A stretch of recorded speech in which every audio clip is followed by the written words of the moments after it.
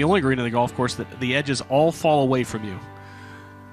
It's narrow and thin, but it, all in all, a birdie hole being slightly into the wind. Well, that bunker on the right from the tee boxes they're playing, it's about 286, almost 290 to fully carry those bunkers on the right and get the downslope toward the green. Dustin can do that even into a soft breeze, probably no problem.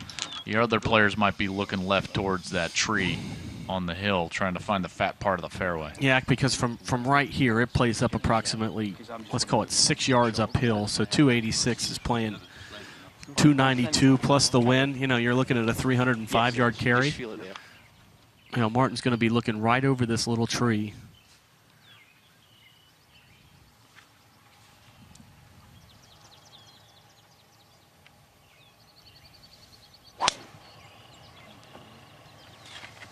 Soft. Sit.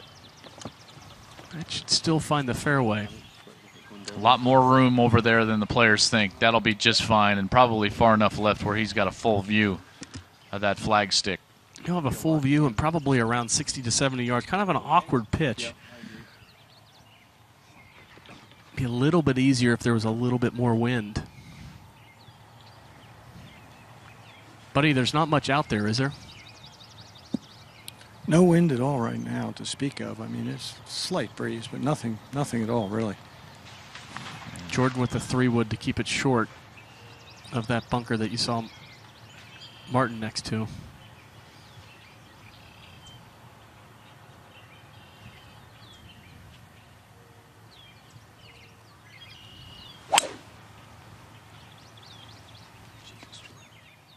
Really lucky ball. Again, there's way more room left than you think off that tee. Just into that first cut. And those 2 inches matter, especially with a wedge. I think he was using that 3-wood to lay it back so he didn't have that 60, 70-yard pitch shot that you're talking about from Martin Kaymer, so he had more of a 90. Well, more than anything, he was giving himself a little bit more room for error. I mean, Dustin should be going right over these bunkers. Shot, DJ.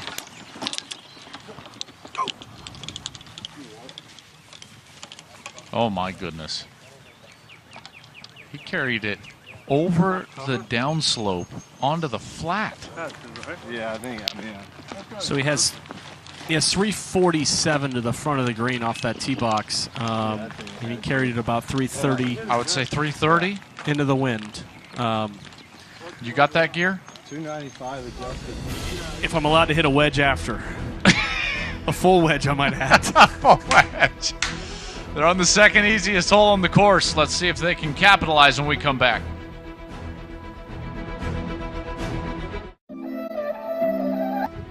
Visit usopen.com, VUSO, to virtually play Erin Hills and compete for a chance to win a trip to the 2018 U.S. Open. Visit usopen.com/VUSO.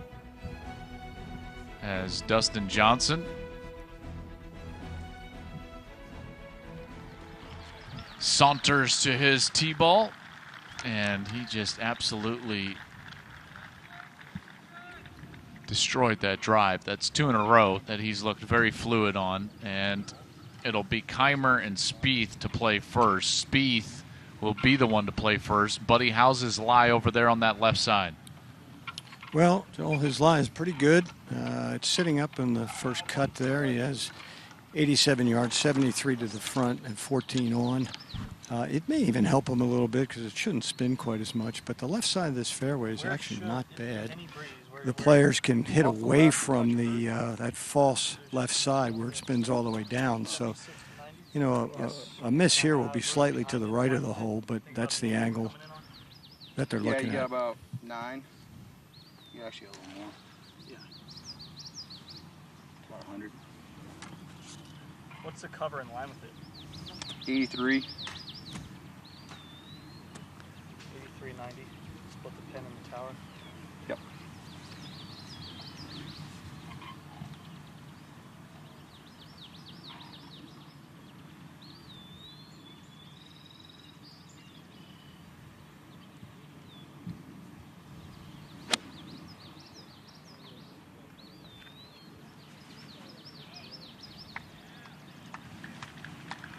Settle. Stop. And you can see that flag. There is no movement whatsoever.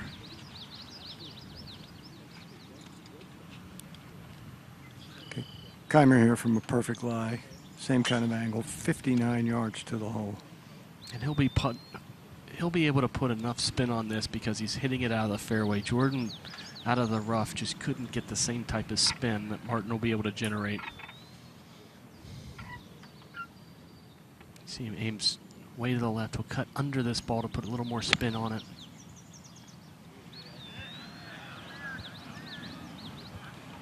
That's that awkward distance you were talking about. Yeah, that's exactly right. 60 yards. You could see him kind of lift the ball up, trying to get that extra height to get the ball to stop. What's the number that you want to stay behind? You know, I think to everybody it's different. If you get a 64 wedge, it might be, it might be 70. I wanted to be outside of 75 yards. And if I was outside of 75 yards, I could manipulate the lob wedge, open it up a little bit if I needed to hit it higher and spinnier. I could kind of hit a trap draw if I needed to, get another 5 yards on it, hit it to 95. But it really depended where the flagstick was. If it was in the front of the green, you could throw it behind it and spin it. The hardest thing for a full wedge is if the flagstick is all the way in the back of the green, because you don't have that little margin that you normally have, because you never want to hit it over. Great crowds here at Erin Hills. Wisconsin sports fans, some of the best. Boy, there are a lot of people out here this afternoon watching this group. I spoke to Dustin as he came over the hill. He said, I'm feeling a lot better today, so we'll see what comes of that. This would be another example of the short game on which he's worked so hard. So this is a pretty delicate shot down the slope. He's got to make sure it doesn't spin too much, and then he's got to make sure it doesn't release too much. So let's see how he can handle it. He has his most lofted wedge here in his hand.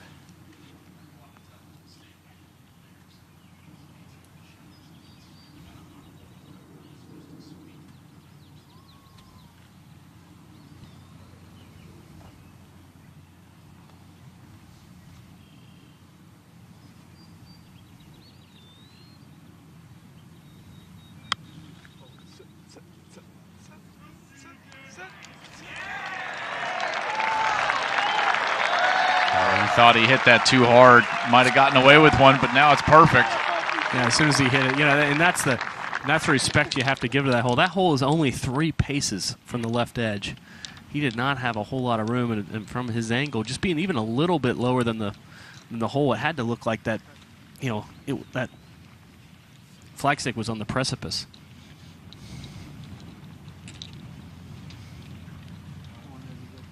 The leader is at 8 under. Johnson looking to get something going, get back in contention, and looking for his second birdie out of the gate. He was just on that upslope that helped to give him a little bit more height and spin on that chip shot. But you could see as soon as he hit it, he was talking to it. Okay, Kaymer back up the hill here. He doesn't have to worry too much about speed, but this ball, if he gets it right of the hole, can roll almost off the green. So he's got a guard left here.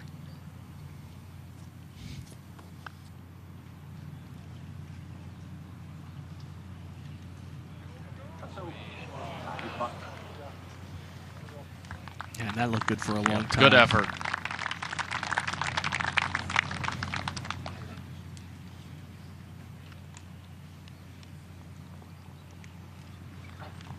What we're seeing here, at least in the early going, is that this wind has, probably gone from a, 10 upwards of 15 mile an hour wind to a, we're talking a 3 to 5 mile an hour wind.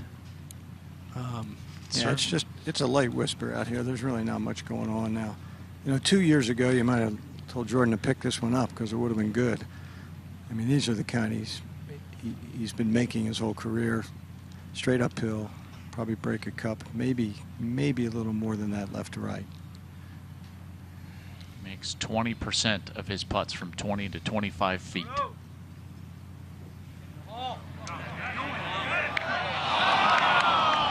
He can't believe it.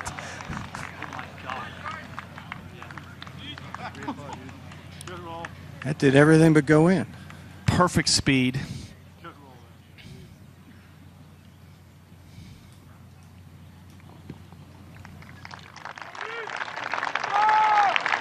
I understand he's disappointed it didn't go in, but boy, that was about as good as you can hit it. And right here, he thinks it's right in the center.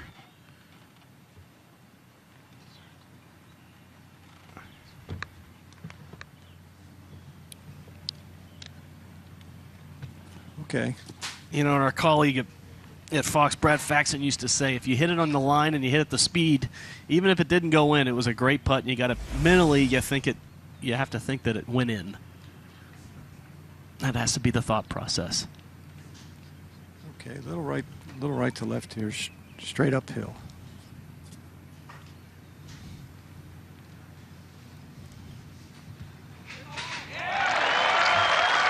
It's back-to-back birdies to start his round, and Dustin Johnson is to +1. Looking to keep it going, and he looks like a different man today as they stroll over to the third and get ready for what has become one of the easier tee shots here of the day. Now, that was with that wind against. It'll be a little different for them without that wind against, because they'll have to take on that right bunker that you see at the top right of your screen, Joe. Yeah, and you know, this is one of the longer par fours here at 515 yards today.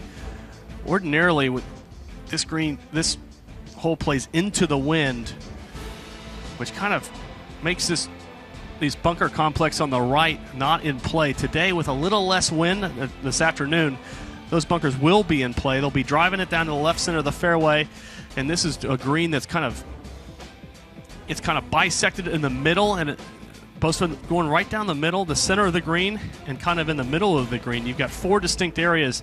Today, the whole location is in the upper left-hand part of the play of the green.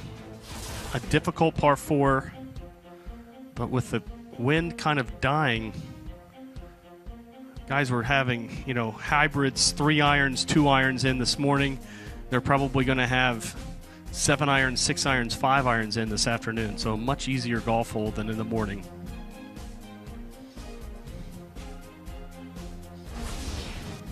This third hole is playing as the 4th toughest this week. It's actually the 2nd toughest today. Now, that was when the wind was a little fresher, if you will, earlier today, with a stroke average of just over 4.3, 2nd toughest. Only 7 birdies, 32 bogeys, 4 doubles. A lot of that has to do with that hole location, but also the fact that players were having to lay back because of that bunker on the right, which leaves you a long iron going into a back hole location. Yeah, I think we saw Jason Day earlier today. I think he smoked a 2 iron into this hole. So, very difficult. But this afternoon, with the wind laying a little bit, they're going to hit it right at the, if you can see, just kind of right over Jordan's head, either that tree or just inside the right bunker complex. Anything left of that will feed towards the middle of the fairway, leaving them a flat lie to this uphill second shot. Yeah, a little bit in, mostly left, but I don't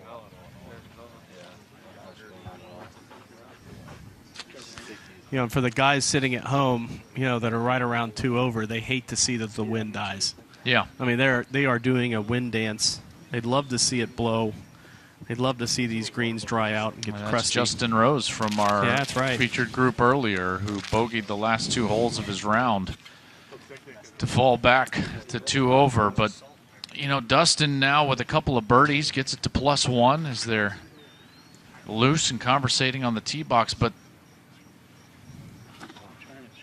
that cut line is at +1. It just doesn't feel like right now it's in play for Dustin. He's got 16 holes to play. He's clearly swinging very well.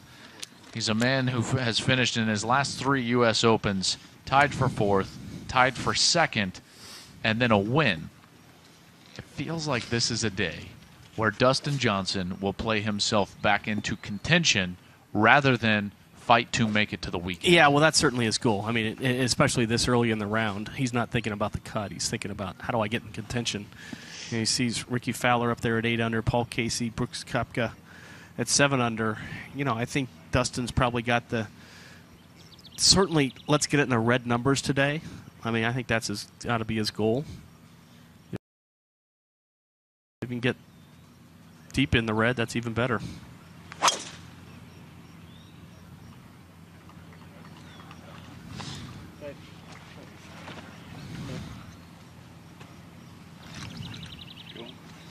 That right bunker is not even a thought in Dustin Johnson's head. Flew it way past that right bunker. He flew that down there in the 370 range. Yeah, he probably, you know, that ball traveled right around 355, 360.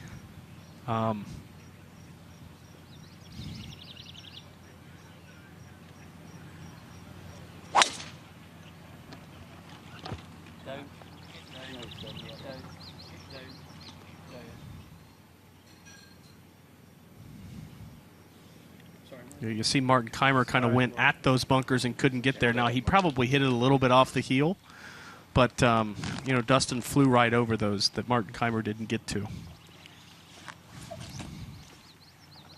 That crane's good.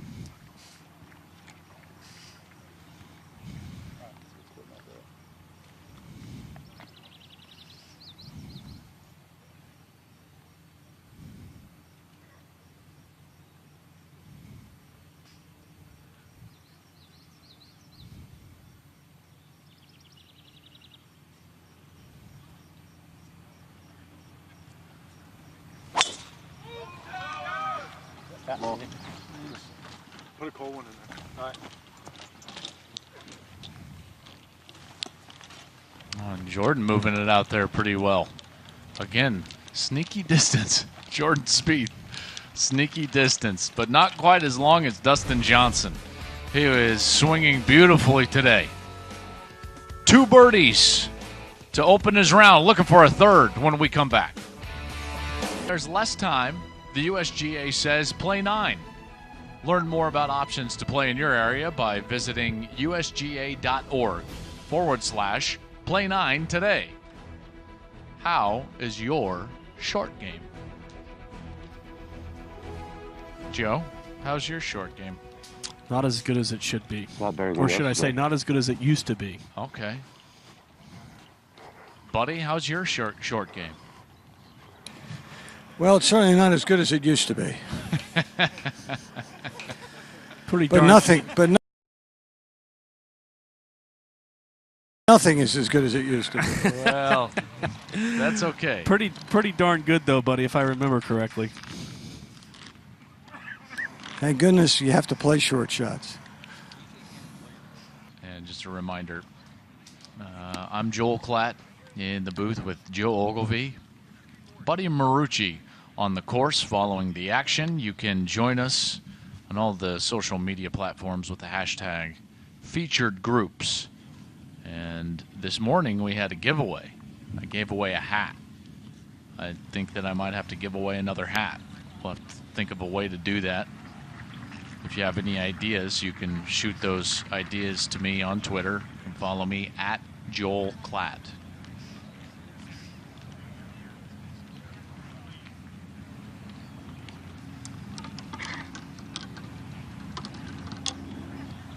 My producer is telling me that I'm not being creative enough, making the contest for myself. It's a long day. It's a second group. You viewers, you're fresh, you're relaxed. You probably have better ideas than I do, so I'm just opening up to the people. You could have gone scavenger hunt. That's complicated. That seems I don't have the capacity for that right now. Buddy, what does Kaymer have in the fairway? All right, Kaymer's looking at 220. The breeze, you know, now we're up on a little bit of a mound. You can feel a little bit of air, but not enough that I think it's going to matter. The key here, of course, is just trying to get it over that ridge that runs, you know, straight through the middle of the green.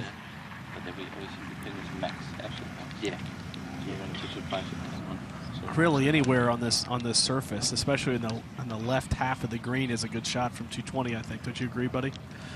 Oh, absolutely, absolutely. And I think if you get it too far to the right, it's a very difficult putt from the right side to the left side. Yeah, you're kind of putting on two separate spines almost.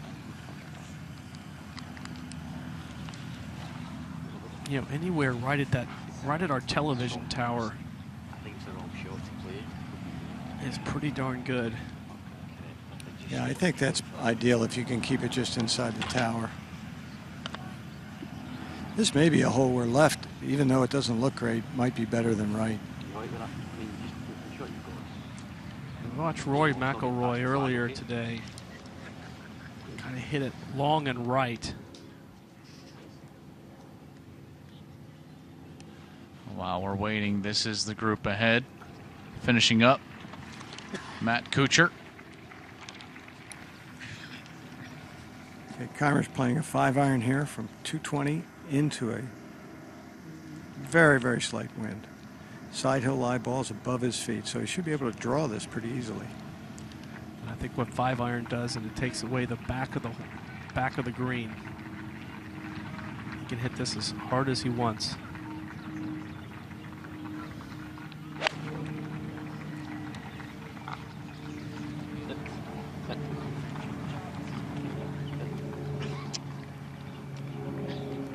Just didn't quite get that draw. And Stops.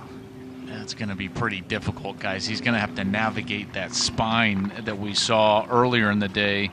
Rory McIlroy have to navigate. But from that distance, not terrible. No, not terrible, but I think Buddy's right. I think he'd rather miss it to the left of the green than to the right, long and right. What's Jordan looking at here? Well, he's got 193 yards, and believe it or not, he has a 7-iron. I mean, he's going to have to stand all over this. Probably going to be a hard hook.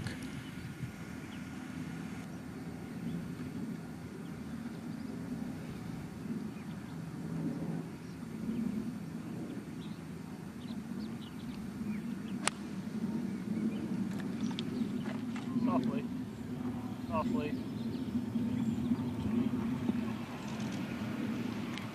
Flew it all the way to the back. All the way. Should not be that difficult of a third shot.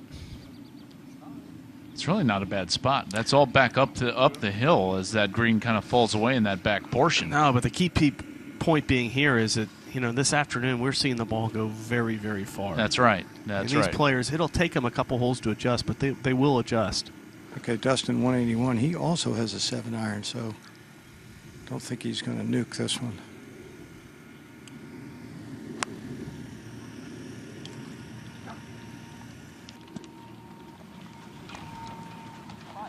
Oh, and just on the wrong side of that spine. That'll stay there.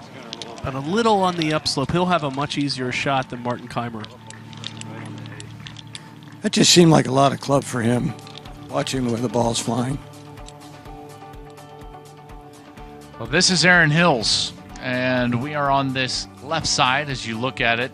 This would be looking towards the west, from the east towards the west. The front 9 all along the left side, and then the back 9 all along the right side before coming right down the heart of the course on the long 672-yard par 5 18th, right back towards clubhouse here at beautiful Aaron Hills. This is really a magnificent property, and the people and all the staff here at Aaron Hills and also with the USGA have just put on a fabulous week so far and dodged some weather, which has been fortunate, and it's been a fantastic championship so far as we watch 3 of the world's best players play on a Friday here in our nation's Open Championship. Really a fun time. It's a great time, and you know, you alluded to all the people that make this championship what it is. It's really, I think the USGA puts someone on site 2.5 years before. That's correct. These players tee it up on Thursday, so I mean it is a 2.5 year. It's a big business. I mean this is well over $100 million revenue business. Well, this is Aaron Hills, par 72. It's the first time since the early 90s that the U.S. Open has played on a par 72. 7,700 yards, longest in the history of this great championship. However, with par 72, it doesn't quite play that long for the players. 3 architects, mainly Dana Fry and Ron Witten. Tees are bent grass. Fairways and rough fine fescue. You see the fine fescue cut even at that knee height as you get out away from the fairway. And this is the 3rd USGA championship that is being held here. In 2011, if I'm not mistaken, the amateur was held here, and Yep. Women's amateur as well back in 2008. So they're no stranger to great championships, and I venture to say that there are going to be many more here because it's a wonderful property. And to a course, these players during the course of the week have said this is a wonderful track. Yeah, no, the players like it, and I think that the word fair has been used almost exclusively. I mean, they give you wide hitting areas. The setup is more than fair. The greens aren't out of hand. This golf course is playing very, very nicely. And there you see Dustin's he's kind of pinching that golf ball. And the reason is Martin Kaymer had him mark the ball because the ball was off the green. You're not allowed to clean it. And you're not allowed to, you don't want to palm it. You don't want anything else. You don't want to give anyone the idea that you've cleaned that golf ball if there's any dirt on it or whatever. So Dustin's going to kind of pinch that ball in between 2 fingers. And then he'll try to place it as accurately as he possibly can back in the same position That's after exactly Kaymer right. plays. That's exactly right. He's going to mark it with a coin, or he marked it with a coin. And Martin can always ask him to do that. Which also tells you he's going to go way outside to the right, almost aim at Jordan Spieth, and have that ball sling down to the left. Very difficult putt here. You surprised he's not chipping this ball? Well, I bet you it went through his mind. You just don't know how tight that lie is.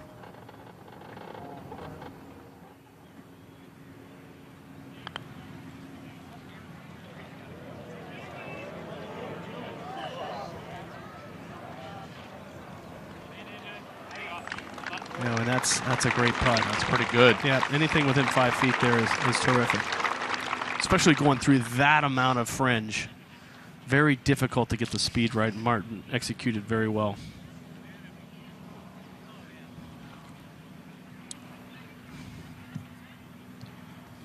Okay, as you can see, Dustin's chosen his most lofted wedge. I'm not surprised at this. He may putt it, but he only has to negotiate the second half of what Martin had to deal with, and that's straight downhill once he reaches the crest, which is 2 or 3 feet in front of him. Jordan looks like he's going first. Does he have the putter out, buddy? He does. I mean, Jordan hit 2 perfect shots on this hole, and he's still left with a very difficult third.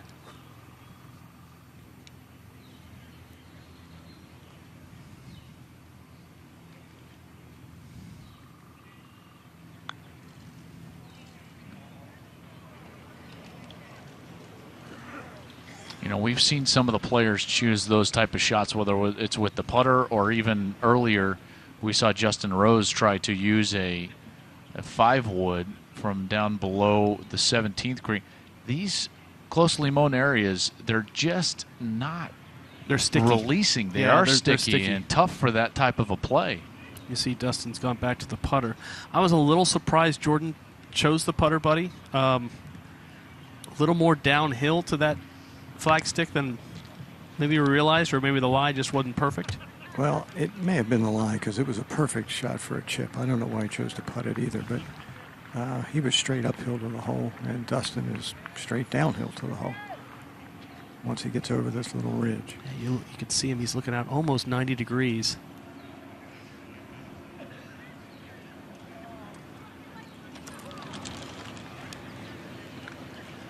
See, it just goes past Martin Kaymer's mark. Well, no question that between the 3 players, Jordan had much better play. He just didn't hit it hard enough coming through the collar. And I think you're right. There's some of it's fescue. There's some Poe in there. There's some rye in there. And, you know, it's a little sticky. Yeah, especially if you catch a Poe patch, and the fescue might be a touch higher. Sometimes ball sits down a little bit, you just feel more comfortable with the putter. But you know, here this is one of the most difficult holes in the golf course, and these three guys are showing why. Just a very difficult hole location. Now this Already seen 33 bogeys here today, guys. Only 7 birdies, and now all of the players here in our featured group will be grinding it out to try to make a 4. Yeah, and the unfortunate thing here is as Dustin's ball rolled by the hole, I don't really think it helped him much. He's straight down the hill. It's going to be really difficult to gauge. This is when you play out to the right, you just hope it breaks.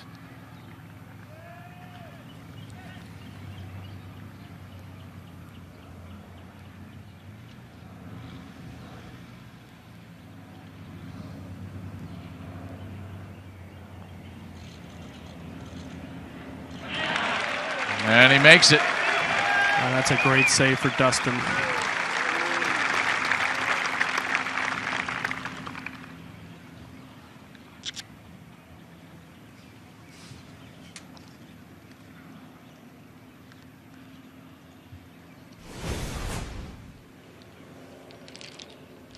Yeah, well hold from Dustin Johnson, who has become a really underrated putter, because people just want to talk about the way that he drives the golf ball, but clearly to ascend to the #1 player in the world, you got to be able to roll the flat stick. You got to be able to roll the flat stick like this guy. Jordan from 8 feet.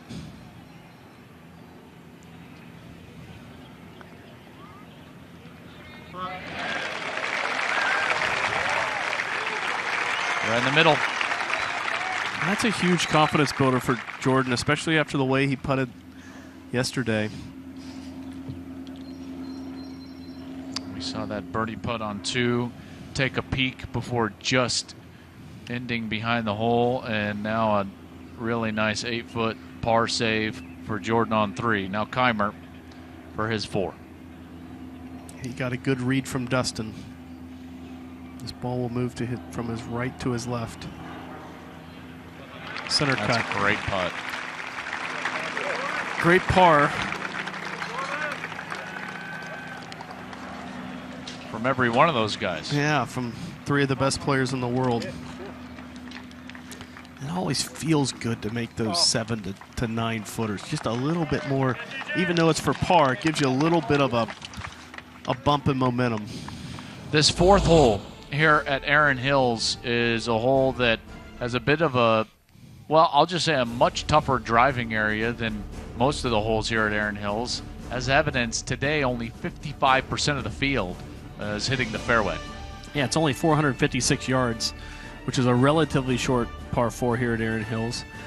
Breeze is a little bit into them. They try to navigate the short right bunker off the tee. Today you might see a driver avoiding this giant bunker at the bottom of your screen, and this flag today is in the back center of the green, just about 4 paces from that, almost a false back, we call it. If you hit it over this green, you're going to roll down upwards of 20 yards and probably be into the rough. This is a green that you absolutely must have good distance control, and you must come out of the fairway to give yourself a good chance of birdie. Well, we're going to see Dustin first off the tee. This man is first on the tour in strokes gained tee to green. First strokes gained off the tee. Driving distance, all drives, longest drive, best on tour. And he's got 355 yards to the front of that bunker right down the middle. That's headed right for it. You know, you could tell he hit a little bit higher, cut it. It's going to take off some of the heat.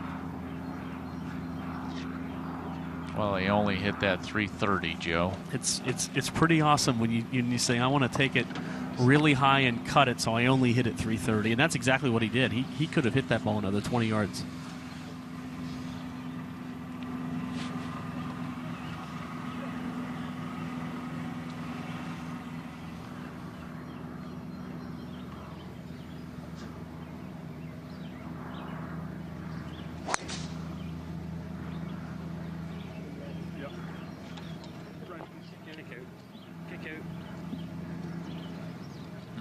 A rare miss there for Kaymer, who's been very accurate off the tee all week. 14th on tour. He hit 68% of his fairways, but he will be navigating the fescue here, the left side of the fourth. And then, you know, as we've seen many times before, it's just totally dependent on what kind of lie he gets in that fescue. Will he be able to advance it all the way? You know, ideally he's able to hit in that middle bunker.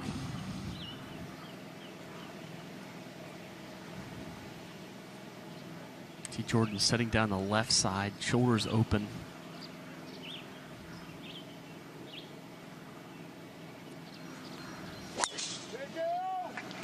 Good swing. Thanks. Perfect shot.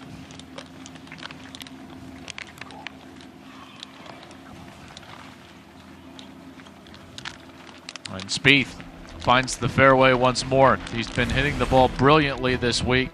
We'll see if he can capitalize when we come back. Our featured group of Speith, Johnson, and Kaymer, 4 under par so far in their second round of this Open Golf. Hashtag US Open to join the conversation.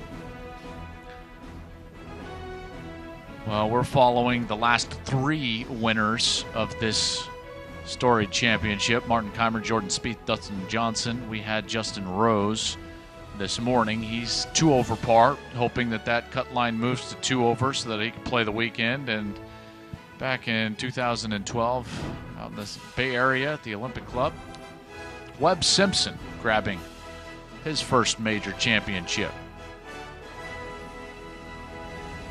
All of those guys except for Jordan and Martin grabbing their first major championship at the U.S. Open. And Buddy, have you gotten a chance to see Martin Kaymer's lie? Yeah, it's the ball is sitting up, but you know he's 141 yards from the hole. Of course, it's not going to stop out of there, so he's got to be mindful of that. You know, that mound where it runs off back over the back, so it's going to be hard to bounce it up. He's got the bunker in front, and I kind of think it's one of those lies that looks like you can hit, and it's not that easy. So we'll see if he tries to go for the green. You can kind of try to squeeze it up that left side, maybe get the right kick, and if it's in one of those bunkers, either in the left or in the middle, I mean, that's not all bad. The miss, as Buddy said, has to be short here. Well, that's fine because it won't all kick.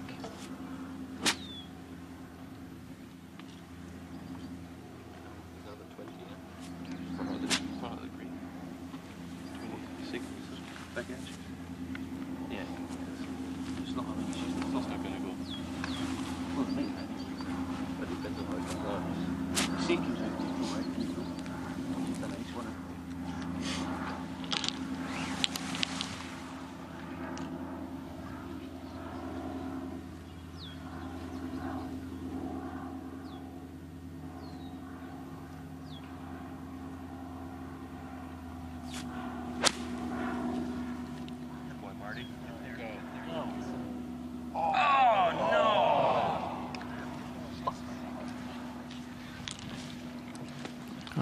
That you know, assuming he has a decent lie in the bunker, that's a fine shot. I mean, you'd rather miss it short here than long. You know, he kind of took a chance to kind of squeeze it up there, and you know that'll be just fine. Okay, Jordan's at 113 here. He's hitting his gap wedge. Just got to be careful he doesn't get too aggressive.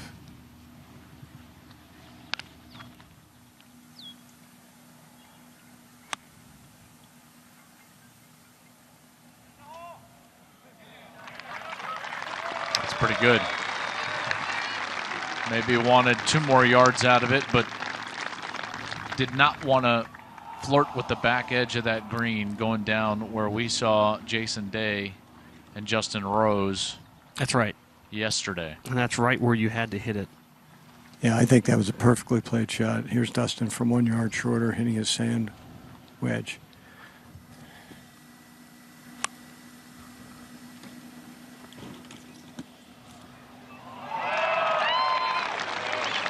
Come out to play today, folks. Dustin Johnson What a shot. Be looking to get it back to level par for the championship. And that's exactly how he drew it. I mean, he looked at today trying to get in the red numbers.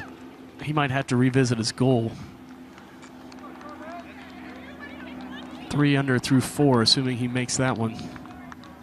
And he's happy with it. And there are some great rounds on the course here in the afternoon as this wind has completely laid down. Hideki Matsuyama is 4 under par. Charlie Hoffman's 3 under par. And you've got a couple of guys going real low. Ches Reavie is 5 under par through 7 holes. He started on the 10th, so he's on the back 9, but through his first 7, he's 5 under. And Brooks Koepka also teed off on the 10th hole. Through his first 7, he's 4 under and is leading the championship at 9 under par. Brooks Koepka is a guy that has immense talent. A lot of people around the tour circles have commented and said it's just a matter of time before he breaks out, and I know he is very good friends with this man on our screen, Dustin Johnson. Yeah, and when you see or hear, you don't even have to see him hit it. When you hear Brooks Koepka hit an iron shot, it's a different sound than almost any other player in the modern game. He is fully impressive. Okay, Martin Kaymer from a really, really good lie out of the bunkers. Should be able to get this one close.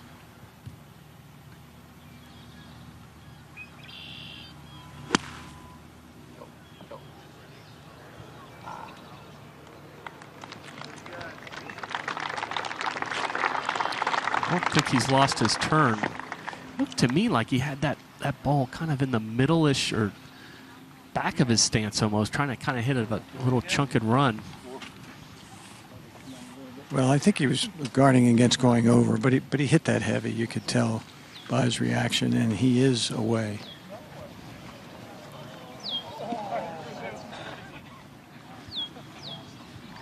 You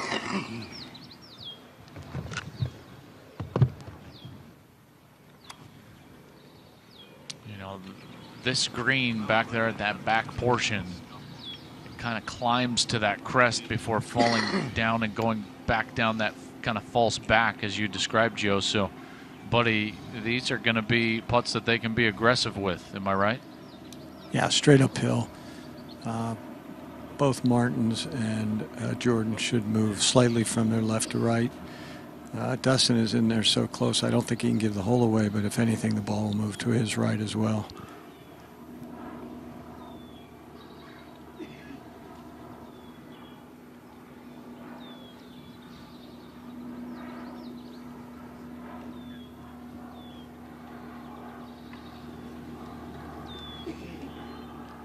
You see the Craig Connolly is caddy. They've got the greens book, which is going to be interesting. I think the USGA is going to look at those books. They've got all the percentages where the the percent grades of each little hill and dale, and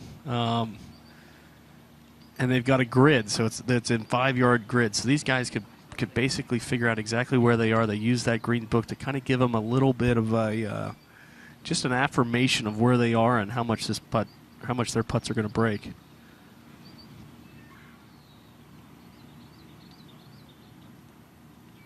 See, he's aimed just right at that cup.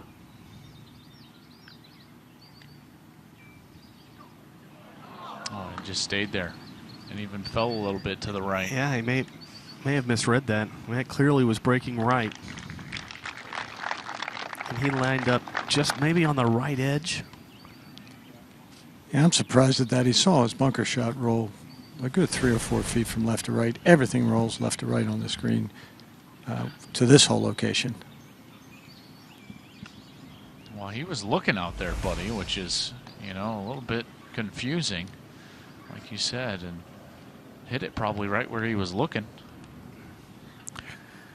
Jordan will take that data and I had to give him a bit of a teach, right? Yeah. He'll adjust appropriately.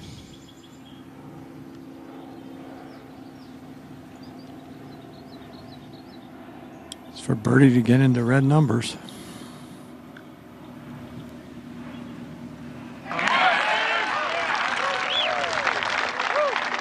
That's more of what we're used to seeing, and that work on the putting green last night clearly paying off for the 5th-ranked player in the world who moves to red numbers. Jordan Spieth's own version of big data.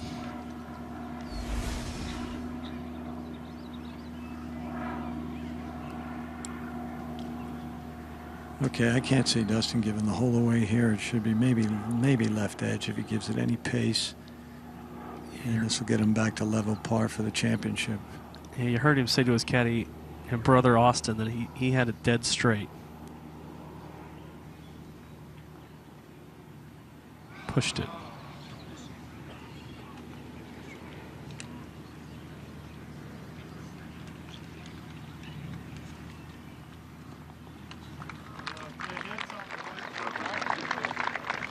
That'll be a disappointing par as he just took that hole to its knees with his tee ball and the second, but unable to capitalize. As they will make the long climb over the stairway, over the bridge to the 5th tee box. We'll step away and then rejoin this group when they are on the long par 5, or excuse me, par 4, 500-yard 5th.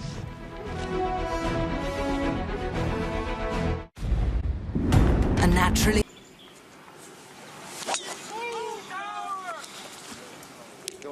Thanks. And Spieth is swinging it well off the tee, which was really nothing different than yesterday. I mean, he was a stripe show yesterday and made nothing. The difference is he's made a couple of putts today and is 2 under through his first 4 holes. There's our tally. Martin Kaymer, even for the championship, even for the day. Spieth, 2 under for the day, 1 under for the championship, and now Dustin. This will be a much different line, won't it? Yeah, we put that 286 bunker carry graphic up there as just a joke. Oh no. Oh, and this is going to be in the fescue. Hopefully it gets all the way through it. Oh my goodness. He must have hit that way bad. Yeah. I mean, that ball,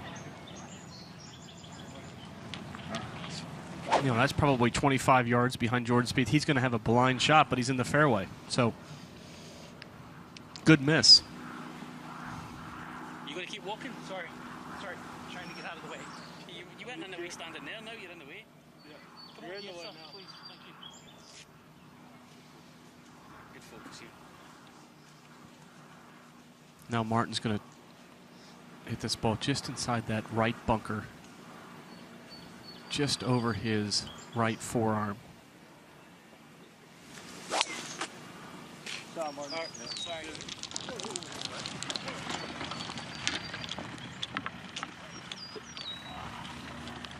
That one's not going to quite reach the top of the slope, so he'll also have a blind second shot. You know, without the downwind, it's tougher for these players to get to that top plateau, and if they don't and they're short of the bunker, they won't be able to see the surface. That's right. But the right side where you saw Dustin and Martin hit it, you've got plenty of room over there. I mean, Dustin wiped that ball, and he's still in the fairway. This is what Joel was talking about. Right short of this bunker is a straight uphill. Anything right of that is going to be directly blind to this green that we saw earlier today. Rory McIlroy and the guys have wedges in. Today they're going to have, you know, in the afternoon somewhere in the 6 to possibly even 5 iron to a flag stick that is just barely over that bunker. You see on this left side, the green kind of goes severely left to right. Anything left of the bunker that's on the green will kind of feed back into the middle, or at least left center of that green. Again, that flag stick today is just cut right over about 6 paces over the tip of that front left bunker. While it was a birdie this morning, being blind, you know, par is a very good score. Jordan Spieth's going to have a look at it. He's going to have somewhere in the, you know, let's call it 8-iron range. Yeah, somewhere in the he'll probably have 160 yards to the 160 to the front, right about there. A drive of right around 330 yards for all of those that want to continue the myth that Jordan Spieth is not a long hitter off the tee. That's a complete fallacy. Spieth will have a great look at it. And there are some guys going low. Brooks Koepka is 9 under for the championship. Fowler 1 under for the day, 8 under for the championship. Paul Casey had a great round this morning. This morning was playing a little bit tougher than it was or is right now. He shot 71, got it to 7 under par. He shot 71 with a triple bogey and a bogey back to back. Made 5 straight birdies at one point in his round. Snedeker hanging in there, doing some good things, but you see a lot of guys that are on the course currently are taking it a little bit lower. Buddy, the conditions out there seems like couldn't be any more perfect for scoring. That's what they did on TV. Mark, over here, I'll leave it, all right? Look at this. The whole crowd dissipates. And I think the question with Dustin's going to have somewhere in the 190, darn near 200 yards to the front. Call it 210, little downwind for him. That's probably a 6-iron, but the key thing is We're being getting blind. there right now. We'll have it in 1 second for you. You're correct in that the shot will be blind. Dustin's got 194. Well, upslope wind, not really a factor. There's a little wind out of the right. Kaymer's at 192. And then Jordan's got it up here to 172 to the hole.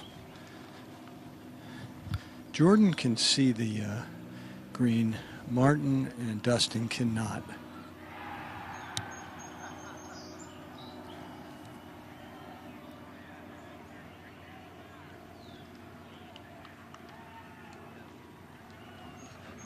A little bit of cloud cover out here now, actually probably making it a little easier for the players. There's not as much glare.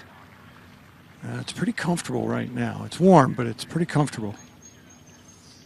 And the cloud cover will help keep any moisture that's in these greens, keep it inside the greens as opposed to evaporating.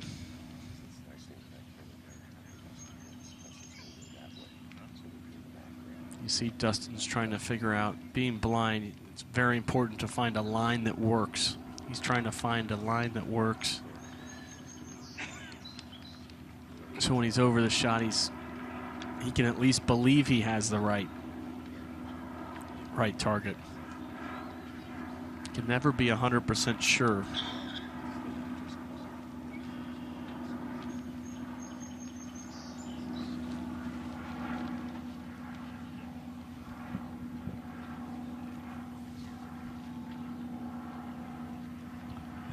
Pretty easy fairway to hit this 5th. 89% of the field has hit this fairway over the course of the first 2 rounds. Didn't we go stand in the spot up there so you can see it from down here?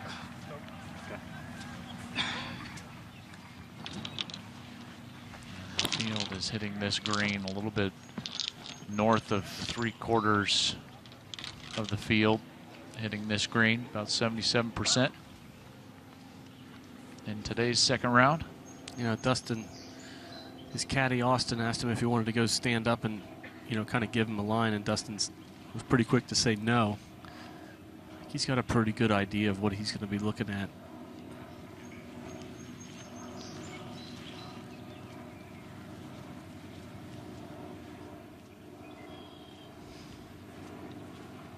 Obviously, on the upslope, he'll be able to send this ball into orbit if he chooses to.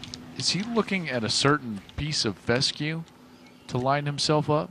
Yeah, I think, you know, There's a spot in the fescue? every now and again there's just a high spot in the fescue. That might help him, you know, whether you go right over it, just to the left of it, just to the right of it, depending on where it is. A different color in the fescue. Okay, that was 5-iron. It's straight up in the air. Seems like he likes it.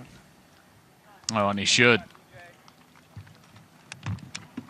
That's really an excellent shot from all the way down there at the bottom of that hill. It's a great shot.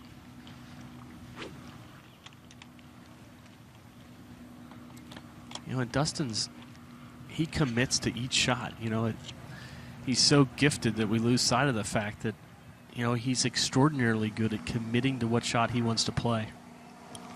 Same club here for Kaymer.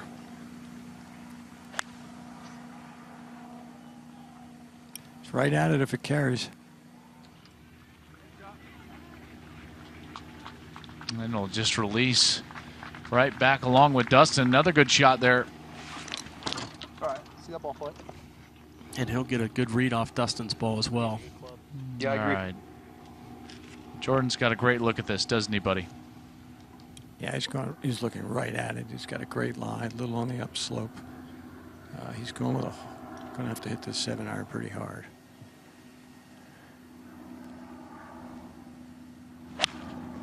Oh, go. Chunk, go. Lucky. Lucky. Oh, and it did. Got away with that one. He hit that heavy and pulled a little bit off the upslope, but he got away with it. And Joe, just like you've been saying, ball carrying today, this afternoon in particular, and Speith there, the beneficiary of the hot air.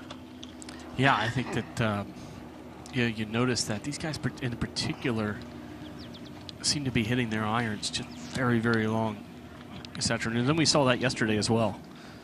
There's not a whole lot of humidity out there, so it's when you add heat and a little bit of a lack of humidity, you got the recipe for the ball to go very, very far for these players. Hey, tickets for next June's 118th U.S. Open at iconic Shinnecock Hills are now on sale. All you got to do is visit usopen.com and click the tickets icon for more information. Again, visit usopen.com. Stay in New York City, take the train out to Shinnecock and the Hamptons. Yeah, there we go. How about that? And how about those future sites, by the way? Yeah, this is the U.S. Open is going to essentially 7 or 8 best courses. Yeah, I mean this country. is the greats of the game right here. I mean Shinnecock, Pebble, Wingfoot, Torrey, the Country Club, Los Angeles Country Club will be, you know, I think that's one of the most anticipated Opens just because it's never hosted one of these things. Right. I mean, it's also the Walker Cup this year, which will be course. It is just terrific. Gil and Hans, of course, Gil Hans, who works for us here at Fox, did a remarkable job with the. It's really a refurbishment of the North and more establishing what it was. That's right. Rather than a redesign. Hesitate to say a redesign because he was just reestablishing, you know, kind of the greatness of what it was originally. Yeah, he kind of uncovered what it was, and it's a fabulous place. And probably, if anyone asks you, little trivia question, what is the most valuable real estate in golf? And it is, without a doubt, the Los Angeles Country Club. I mean, it is. I mean, you are talking some mega dollars. The only piece of dirt in this country, even remotely touching the Los Angeles Country Club, is Central Park. Yeah, it is a wonderful piece of dirt, and it's going to be very exciting to be at Los Angeles Country Club and see the Walker Cup this year in September.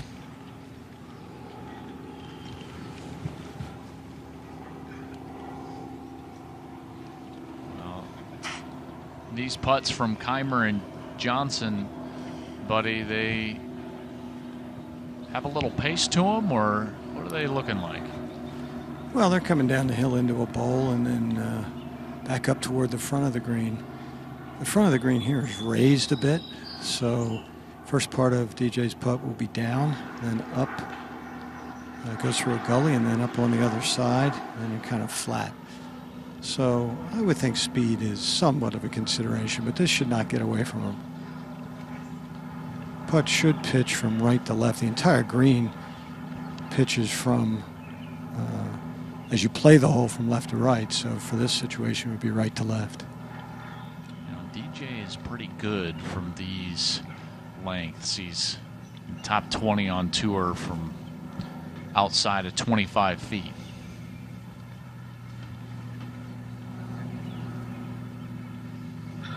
Yeah, this is 30 feet right here.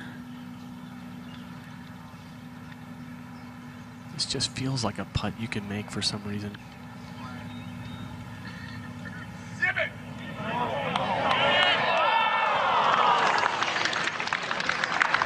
He gave it a run.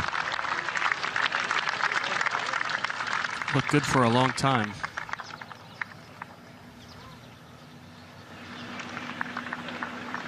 And you can bet that Martin Kaymer, his playing competitor, is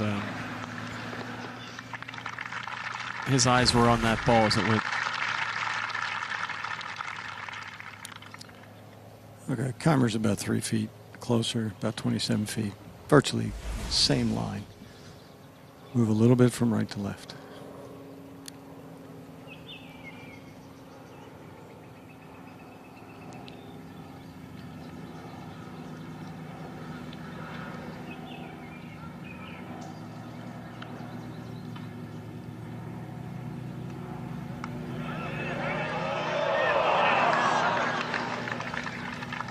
Virtually an identical putt. Just didn't give it the pace, did he? No, but you know, par on the 5th hole here at Erin Hills is you're not going to lose anything. Okay, Jordan's got it downhill here about 27 feet. His ball should move from his right to left, which would be from the front of the green toward the back. He's going to have to be careful with the speed. The greens don't seem to be running away, but you know, if he pops it, he can knock it by 4 or 5 feet here.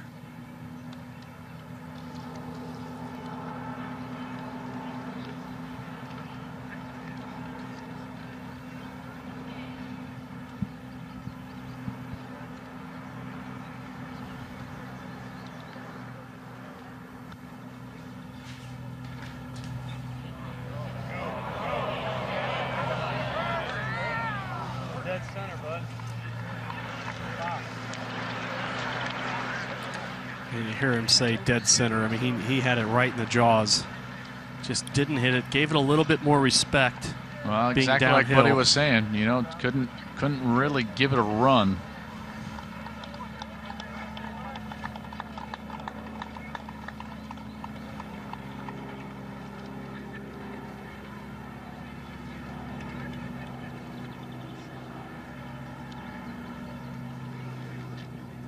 You know, it's a function of the greens being so lush. They're just, you know, they're probably upwards of high 12s, maybe 13 on the stent meter.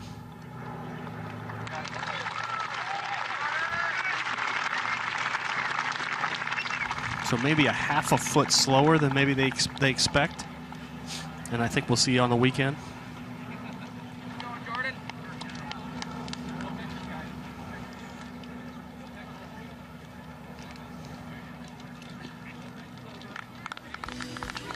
Let's move to the 6th, and it's a par 3, long par 3, 249 yards today. And it's the longest par 3 of the second round. Breeze will be slightly helping these players, a little right to left. You see, this is a green that moves from the front right of the green to the back left. That's the overall movement of the green. The right part of the green slopes severely right to left. This whole location today is in the back left portion of the green. The only way to get it close is if you hit kind of in that upper right-hand portion of the front of the green. Hopefully you hit just on top, and it'll be able to stop as it gets closer. It's not as downwind as it was this morning, so they might have a little bit better chance, a little bit if they hit it high, maybe a little cut in there. But again, this is one of these holes where if you are long left, it's better than being anywhere to the right of the green.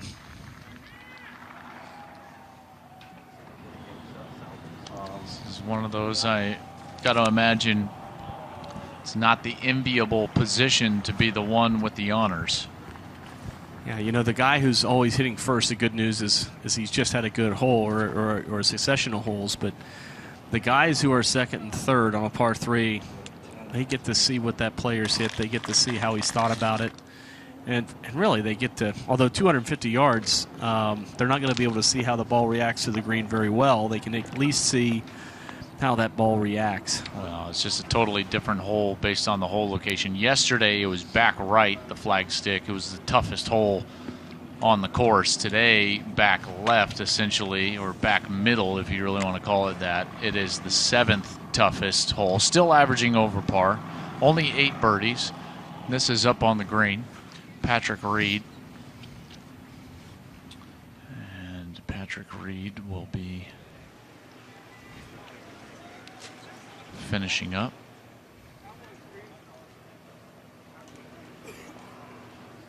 And didn't quite get that one to fall for him. You saw how fast that was around the hole. And that's where that's that back, front to back kind of terrain of this green. It's and you know, the guys who play in the afternoon, they're watching the coverage, whether it's online with us or they're watching it on their apps or they're watching it on the TV in the players' lounge. So they get a keen sense of what's going on, and they want to see holes like the 6th, how it's playing. They want to see if guys are getting to the 7th, guys are getting to the 18th. Any little nook that they can kind of put in the back of their mind on how the golf course is playing is an advantage. Reed drops a shot there. That was a bogey for Reed, and Kuchar will line up his attempt.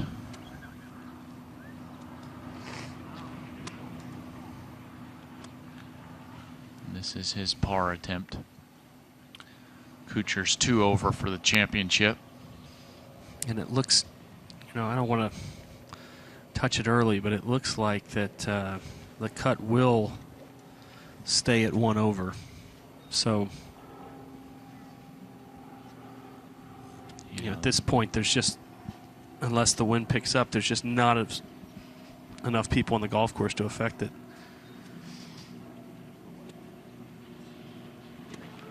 Kuchar. I don't really think the wind is going to pick up too much out here. It's just a beautiful, balmy day. And, you know, 5, 6, 7 miles an hour wind right now. And one of the things, buddy, that's going on is that with the, even if it's thin and sporadic, some of that cloud cover is helping the moisture stay in the course. You know, you're not getting that bake out of just a sunny day with the sun exposure at all times.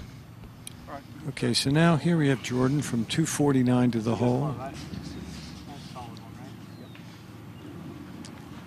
Okay, you may have heard this is 4-iron. He's going to be looking to take it just right of that graphic.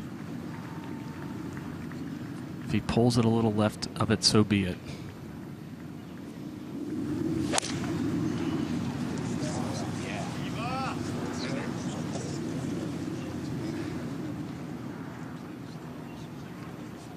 That's a pretty good shot. Yep, that works.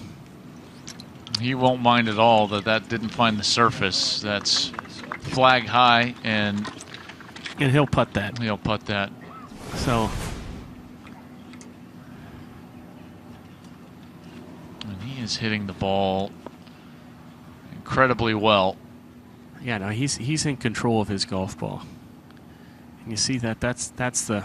I mean, he was looking maybe 3 yards to the right of that. Yeah, I mean, maybe. And more importantly, you know, if it was going to move one way, it was going to move left of that flag stick. It's a 5-iron for Dustin. Don't go in the bushes. Sit. Oh.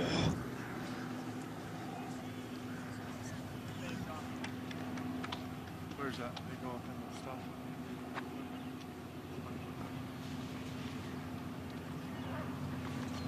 And you can Pretty amazing reaction, though.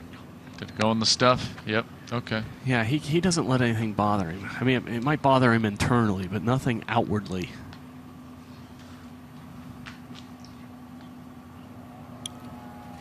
Okay, we're back to 4-iron here for Kaymer.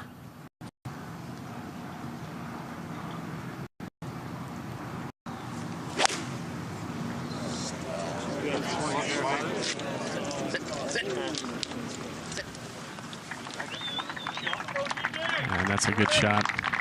That's a really good shot, and that's not going to find the surface. Just goes to show you why this is the toughest green to hit in regulation of the entire championship.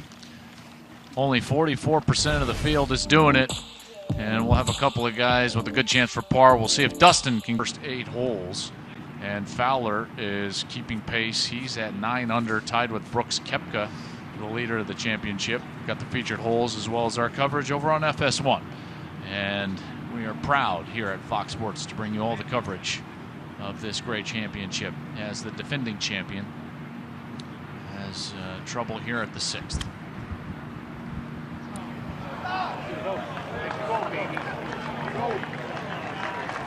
I tell you, that was a really good play out of there. He had a fairly decent lie, but he couldn't get too aggressive with it. If he really going down to chop it out of there, he could have knocked it 20 feet off the green behind him, so or over the green, excuse me. Jordan and Martin both really nice shots back here. Both about 35, 36 feet from the hole. Again, on a similar line. The balls are basically hole high, so both shots were struck really well. And this is a pretty flat putt. This is a nice place from which to attack this hole location.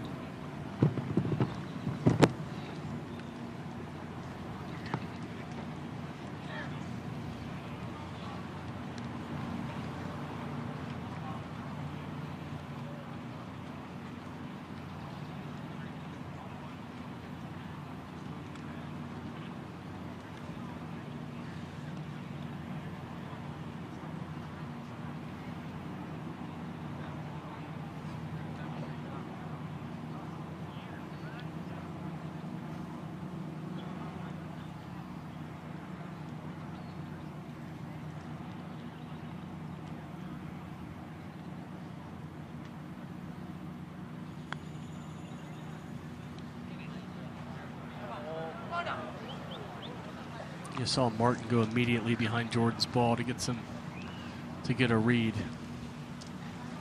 And I think That it's was hard to get a read because of the speed with which Speith played that putt. Yeah, and you know, you don't want to leave yourself 5 feet, especially 5 feet left to right. Well, Joe, you know, this putt looks like you can make it, even though it's 30-some feet long. You know, it just looks like you can make it. So he just took a run at it.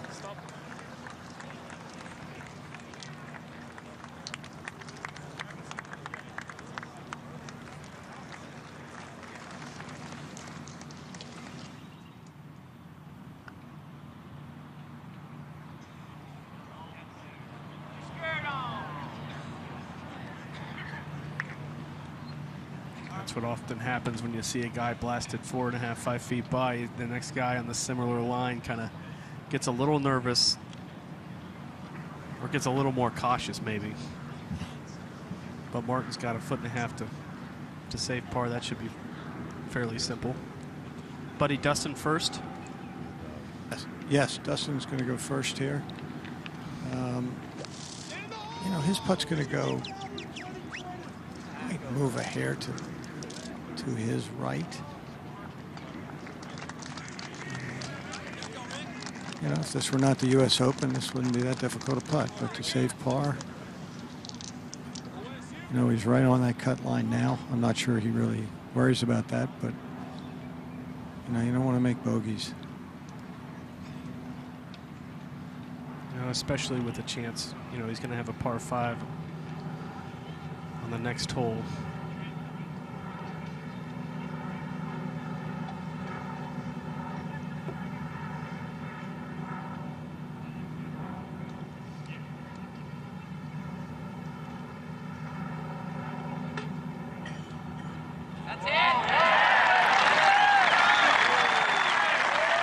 What a good save for Dustin Johnson. You know, you just feel like he's going to birdie like 4 or 5 holes in a row. Yeah, It just keeps hanging around, you know. You just know it's coming, but you just don't know when. Yeah, that's exactly right.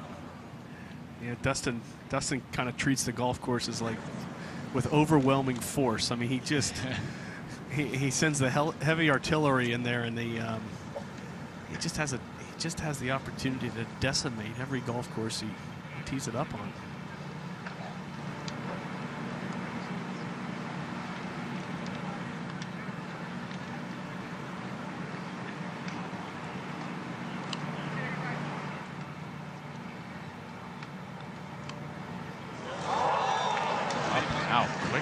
Again, that was more of what we saw yesterday.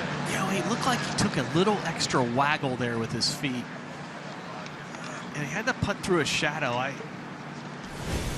You know, putting through your shadow is always a little bit, you've just got to commit that little bit extra.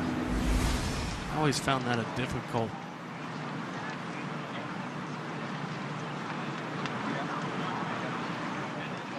Just from that sun's positioned over you and your shadows kind of in between you and the ball.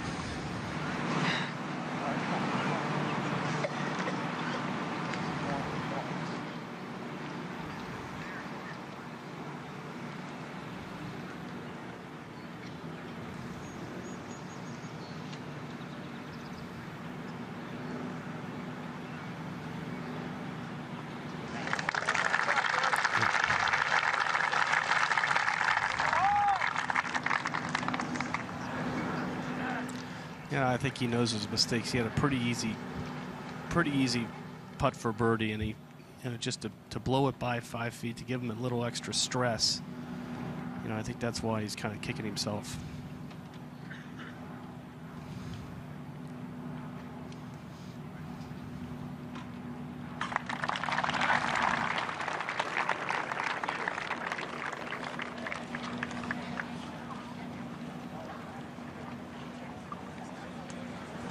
Well, they'll move to the 7th, and without that breeze that we have felt most of the week into their face, and with the team grounds moved up, this is going to be certainly reachable for Dustin Johnson. We've seen some length out of Speith today. Yeah, I think the drive really has got to be challenging that left bunker. Yeah, I think both Jordan and Dustin will be able to get there pretty easy. Just have to keep it inside this right-hand bunker and avoid the left. And then you're faced with a second shot. If you have to lay up, you've got to avoid this first middle bunker on the kind of the left center right here as we're passing it over. If you're going forward in 2, this whole location today is in the kind of the back right-hand side of the green. It's very accessible. We saw Roy McIlroy hit it on in 2 here in a much stronger breeze. It's only playing 578 yards. Dustin Johnson and Jordan Spieth, probably even Martin Kaymer, have enough firepower to reach this hole in 2. This is definitely a birdie hole, and possibly an eagle hole for Dustin and Jordan. It is the easiest hole today. In round number 2, we've seen 44 birdies, 51 pars, so almost as many birdies as pars, 9 bogeys. It's playing a stroke average almost a half stroke under par at 4.6. And a half shot easier than round 1. However, as far as fairways are concerned, this is the second toughest fairway to hit. Just over 58% of the field hitting this 7th fairway. So a premium on the drive, but after that, it's a hole that's gettable. Yeah, I mean, from the tee box, this is the narrowest looking hole on the golf course. It just looks like there's not a whole lot of places to hit it, but you know, these guys have now seen the golf course probably 5 days. They're very comfortable with their lines. It almost sense that did the breeze shift a little bit? Is it behind them now, buddy? Well, it has moved a little bit. It's starting to move to where this shot would be left to right and not hurting. It might be helping a hair, but it's just not hurting anymore. It would help a fade, no question.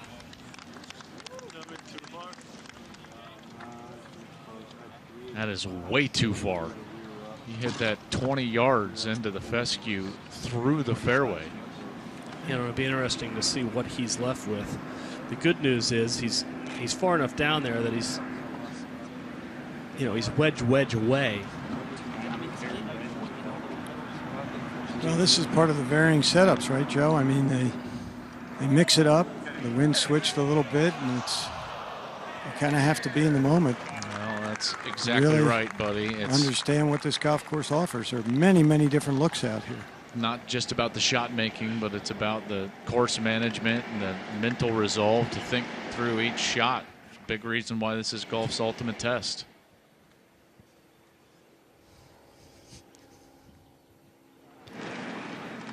And that looks like to be a perfect shot by Martin Kaymer. That one's going to find the fairway. And he'll have plenty of distance to hit there in two. I mean, he's only going to have 225 yards to the front.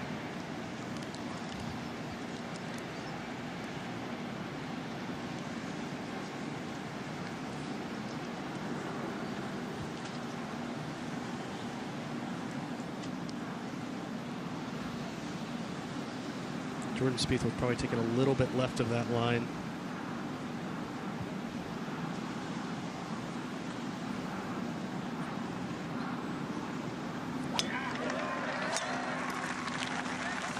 And that's pummeled. That's going to need to sit down. That's going to be all the way in the primary cut.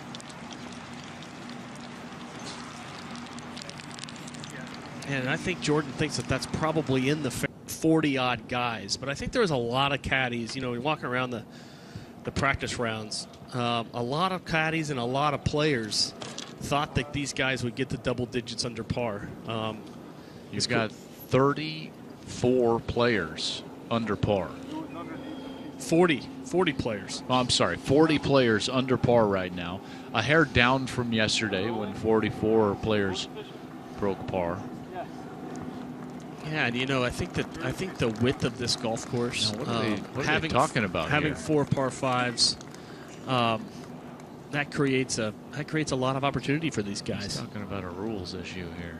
And I think I think Buddy alluded he's got a temporary immovable obstruction, so he's going to be able to get a drop. Dustin's saying he thinks he moved. Well, I think Dustin, I think he may have kicked Jordan's ball in the rough by accident walking to his.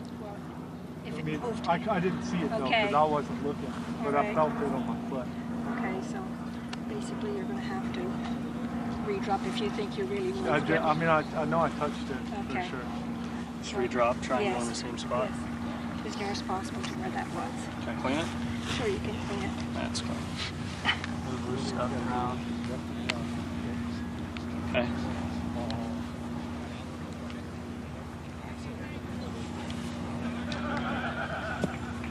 Right, let's play.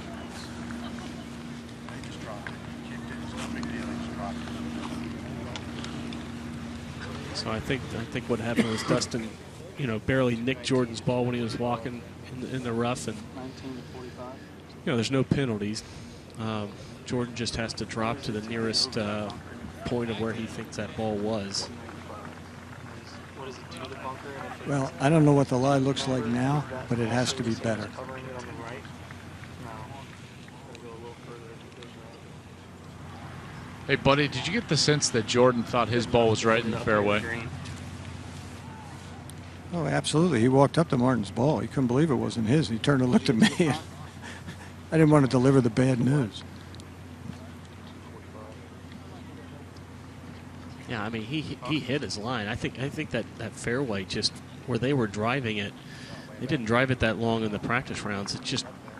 It's kind of shaped a little left to right more than they thought. And Well, no one was landing golf balls, drives No. up at that point. No. So I don't think you feel that type of slope. that's right. Alright, I like this. I just have to avoid that bunker. There it should be easiest. Okay, Spieth, he's 247 here. He's going to try to jump something out of this rough and run it up the bank. Looks like maybe a 6 or 5 iron. I can't really tell from here. Miss it left. Miss it left somehow. You gotta be kidding me.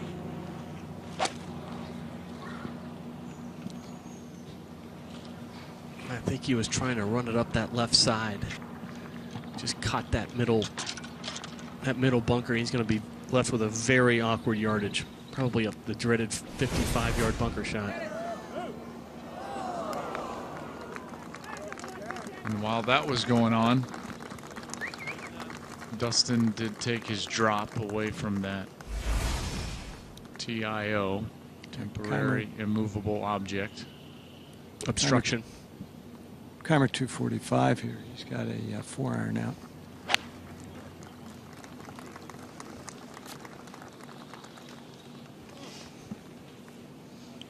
Oh, this could go in.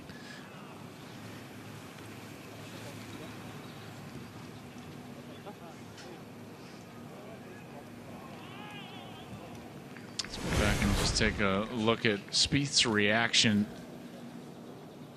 after that ball kicked into the bunker. And then this is where Dustin thinks that he kicked the ball as he's walking by. You see him look back.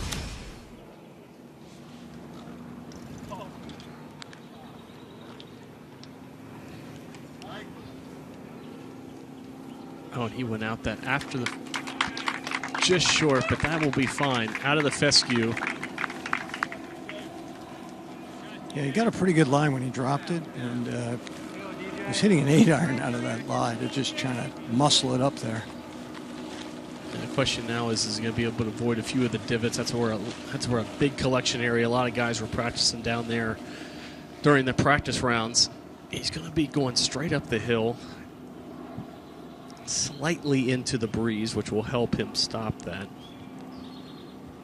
You know, I think part of Jordan's frustration was, you know, he had a little bit of a mental error on the par 3 sixth, hitting it by 5 feet, then missing the putt coming back, and then, you know, I think he thought he might be able to chase up an iron onto that green, but you know, he where probably would have if it's a yard yeah, left. where he ended up, that 40-yard bunker shot is, well, he's going to have a little bit less than 40 yards to the front, but he's going to have upwards of maybe 55 yards to the flagstick. And as we get later into the afternoon here on a Friday, we'll just continue to keep an eye on this current cut. 69 players are at 1 over or better. And one of those players is Dustin Johnson. Both Speith and Kaymer are at even, so every one of our players cognizant of where they stand in the championship.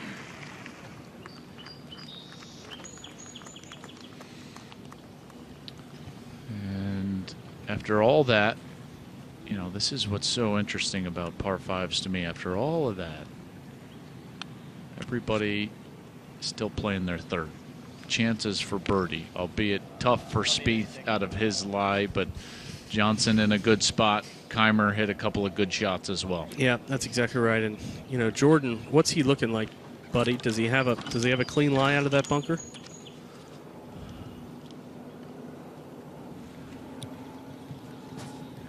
Sorry, I was right next to him. Yes, he has a very clean lie. It's just a matter of controlling the distance here.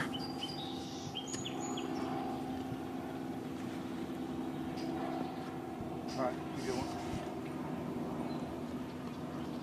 You know, he's going to have, you know, let's call it 54 yards. Incredibly difficult bunker shot.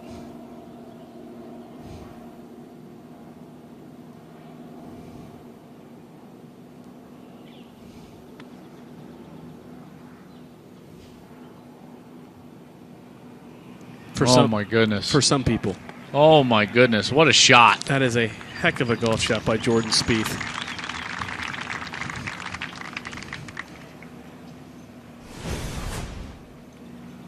It looked like he blasted that ball probably with a gap wedge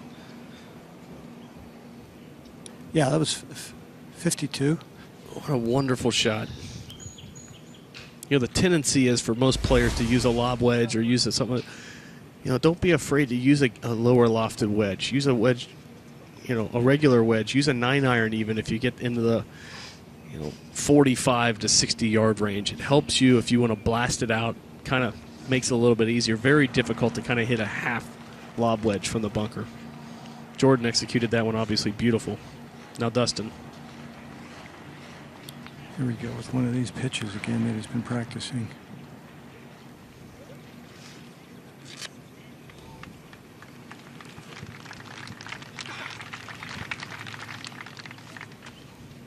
Not a bad shot by Dustin. He's got a birdie attempt.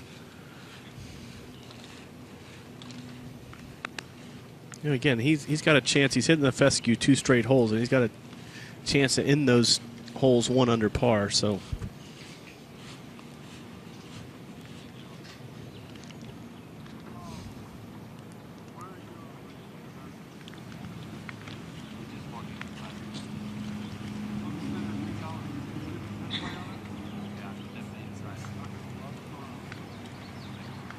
Asking Martin where his line is so he can avoid it. It's a gentleman's game, Joe. It's a gentleman's game. Indeed. My buddy Martin's ball came back onto the green in 2, correct? Well, he's about a foot off the putting surface. He's in the the collar. And he's putting right down, kind of through a swale. It almost looks like a saddle. But the ball should move a hair left to right off the go, and then it's coming from right to left at the hole. Actually, pretty severely right to left at the hole. It's a pretty level putt until he gets about 5 feet from the hole, and then it's downhill. That's a good angle, at least. Shows you the left to right nature at the beginning. Always difficult when you've got a double breaker, especially when your feet are way above the ball to start.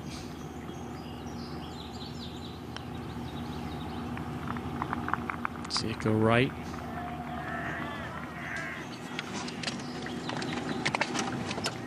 It's a good putt by Martin. Well, that'll be a birdie. Should be a stress-free birdie. That'll get him to red figures for the championship. Excellent hole here at the 7th for Kaymer. Now, Dustin watched that one carefully. His putt's going to break mostly from right to left. Again, this is a speed putt. It's downwind. It's a little downhill. You know, he needs this to get into get the level par for the championship, and I think if he were able to make this, you might see that he'd dial it up a little bit here for the next 11 holes. He needs to see one go in for birdie.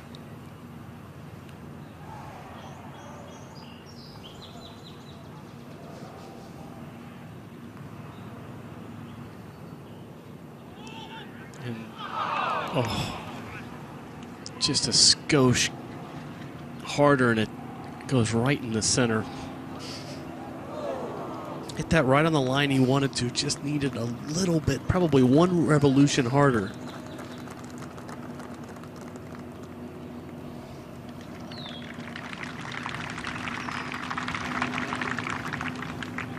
You know, anytime that man pars a par 5, especially one that he can have, possibly a 7-iron in, he just feels like he gave the field a shot.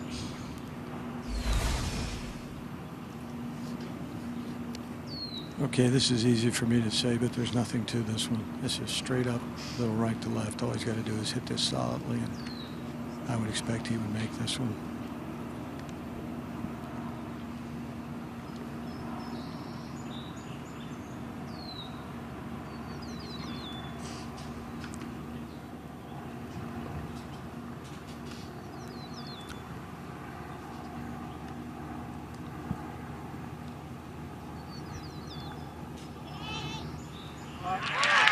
That is a heck of it up and down for Jordan Spieth.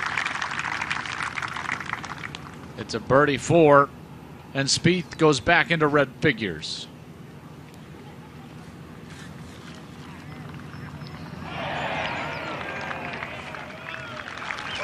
And Kaymer will move into red figures with him.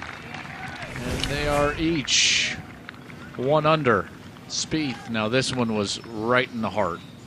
Yeah, and you can tell, I mean, he's, despite his little 3-putt on number 6, his putting is vastly improved today. He's probably spent a lot of time on it with his teacher, Kaymer McCormick, probably both, yesterday afternoon and this morning.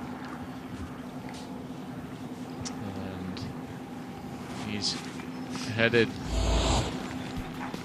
over to the 8th tee, and this 8th tee shot is a really difficult one. Cool looking. Base of the fairway goes way up to the top of the plateau, and Joe, that's where they've got to be in order to have any sort of view of that 8th green. Yeah, you might see some 3-woods off this hole, but I mean, the left center of the fairway is where the guys want to land the golf ball.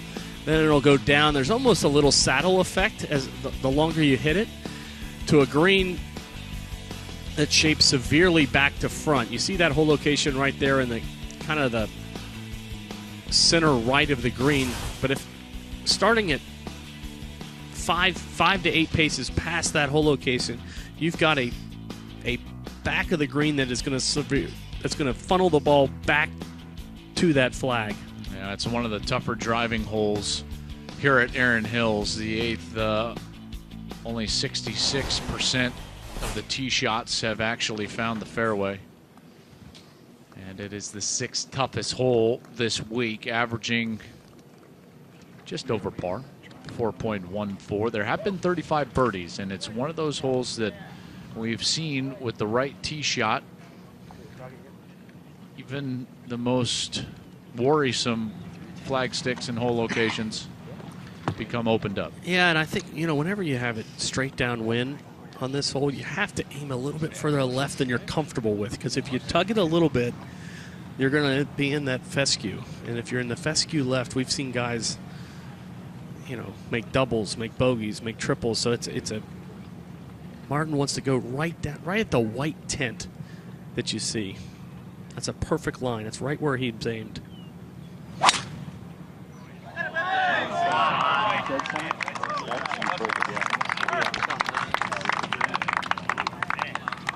It's amazing, some of these players, you just see where they're aimed and you know they're going to hit a great shot. Sometimes their alignment gets a little bit off, causes some issues. If you can keep your alignment relatively intact, that's a huge advantage. Martin's swinging it well from the tee today. He's hit 5 of 6 fairways. Jordan might go just slightly to the left of where Martin started the ball.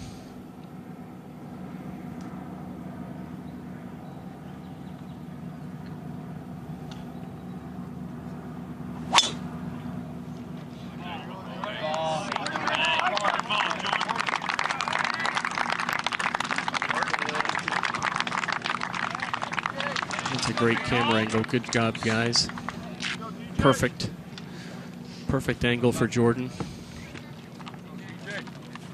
Jordan continues to hit it well. He has only missed 2 fairways today. Now Dustin, 487 on this par 4. He will take it probably 5 yards into the fescue and try to cut it back. And that looks exactly what he's done. He doesn't want to cut it too far on that line, and he doesn't. It's perfect. Right in the fairway, and he'll have a beautiful look at the 8th putting green. This has been a sensational week so far. We got some low scores here. Support the organization that supports your love of golf. From the USGA handicap system to promoting sustainable golf courses, learn more about the USGA and all the work that's happening to make a lasting impact on the game. Visit usga.org today.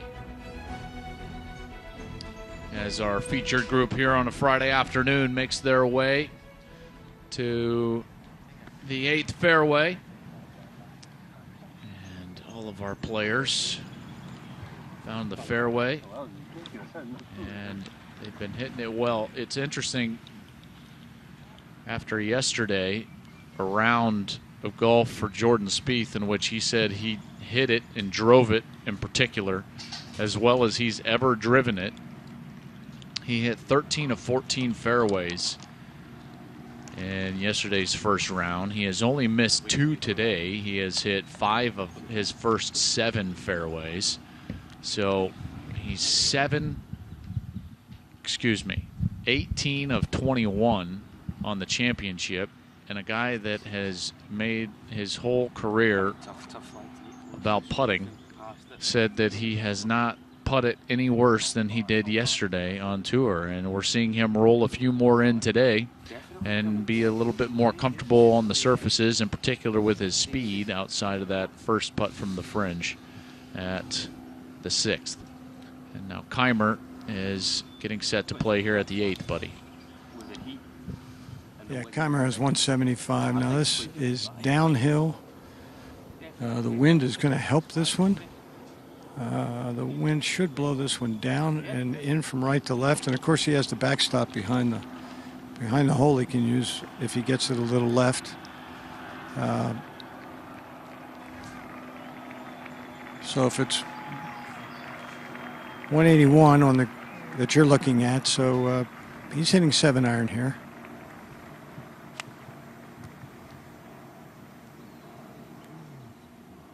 This has to look good. Oh, does it ever? And you can see just on that, I mean, that was a nice high shot. And that ball had, it had 10 more feet of rollout than it did earlier this morning. Screens are starting to dry out. Starting to get a little speed to them. Great shot by Martin Kaymer.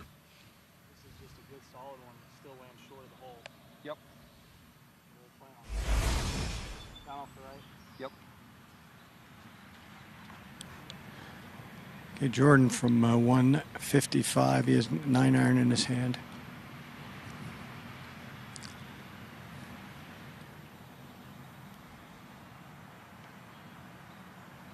Perfect angle.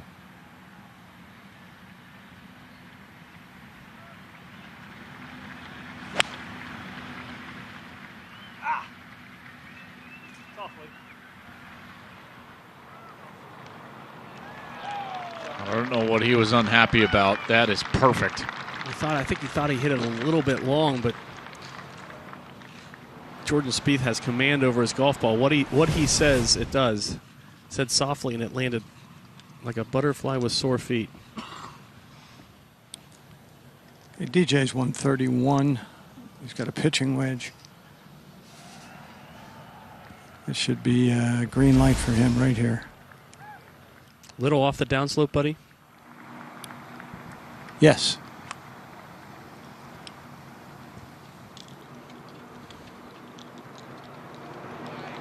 Shot by DJ.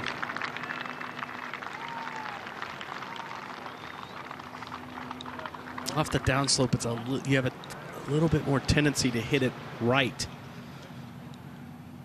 But a good shot by DJ.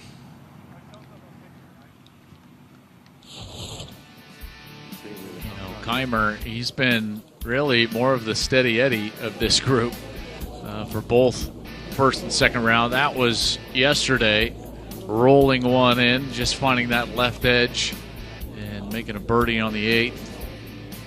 As Martin Kaymer, who won his U.S. Open at Pinehurst #2, is in red figures, along with Jordan Spieth and 41 other players here at Erin Hills. Now this would be a huge putt for Dustin Johnson to make. Get it to even par through this front 9 and then go attack the back. The back 9 holes. Good percentages.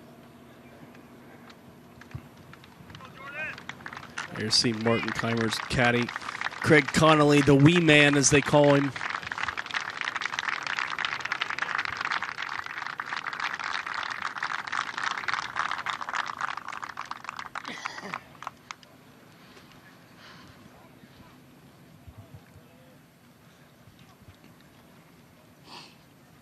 Long-time partnership.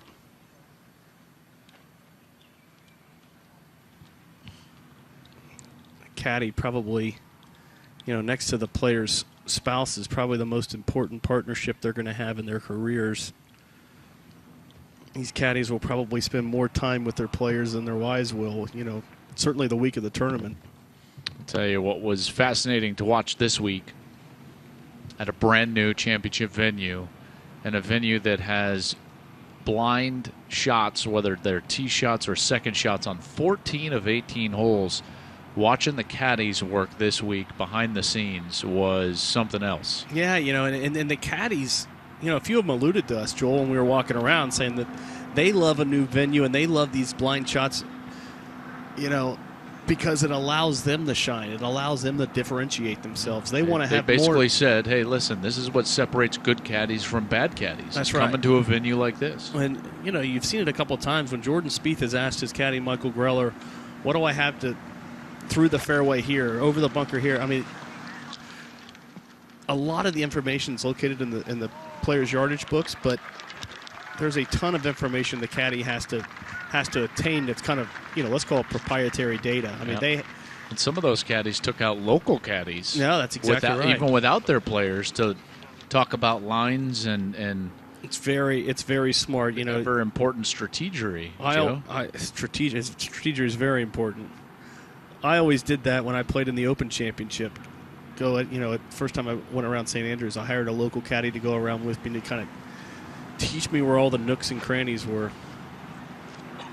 These guys that are around it every day, I mean, they know every little break, every little subtlety, every little tendency, where the fall lines are on every green. And it wasn't just the course. You got to understand that at a U.S. Open, the setup is going to change. And so they're doing it from every teeing ground and finding the lines, and certainly they were earning their money. But here's Johnson now. And 16 feet downhill, right to left.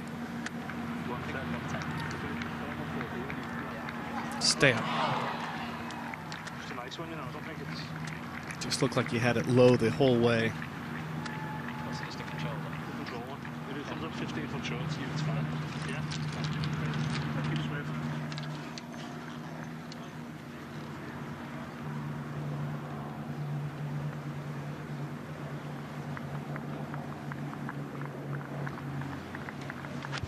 It's going to be 6 straight pars for Dustin after opening with those 2 birdies at the first and second. And now Kaymer. Yeah, Kaymer's just under 10 feet. Not on the same line, but a very similar putt. Should move slightly from right to left. It looks like Just a matter of getting the speed right. Looks like he's looking about a cup out.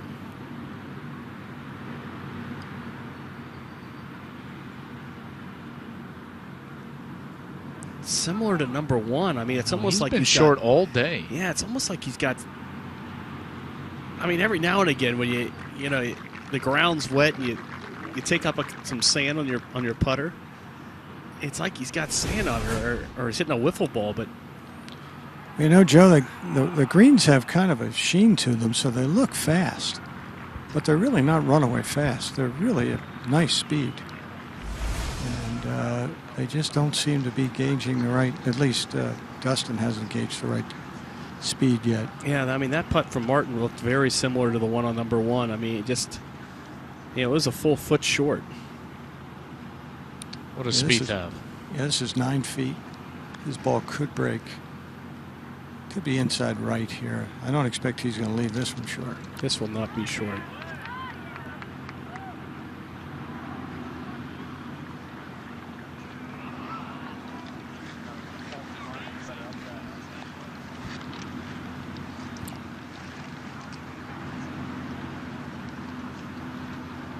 I was surprised to see him miss that one. I thought he had that one.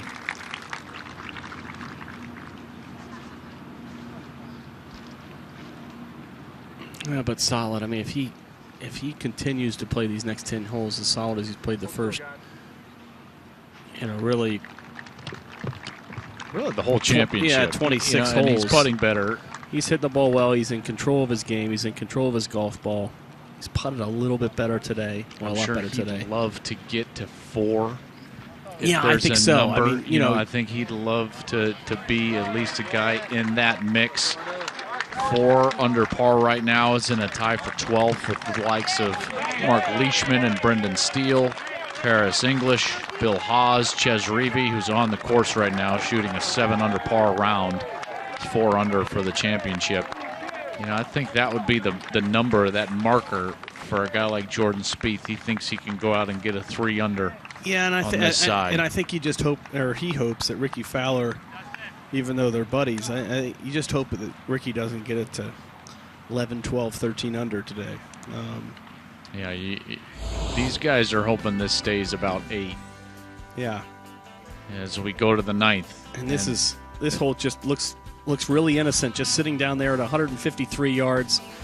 The whole location today is in the back left portion of the green. You see the saddle right on the second bunker. You see on the right to the left of that starts the saddle and ends on the basically in the third bunker on the right. Anything about 3 paces right of that whole location will go down all the way right where those arrows are and will come off the green, potentially 10 yards. So all these players will want to start it on the left side of that saddle and let the wind ever so slightly take it left. It's only a wedge for these players, which ordinarily seems like a birdie hole, but this hole is played amongst the most difficult in the championship thus far. This week it's right there in the middle, kind of average, 9th easiest if you want to call it that. Just over par, 3.1, 50 birdies. And today it's the 5th toughest hole, bit tougher today at 3.17.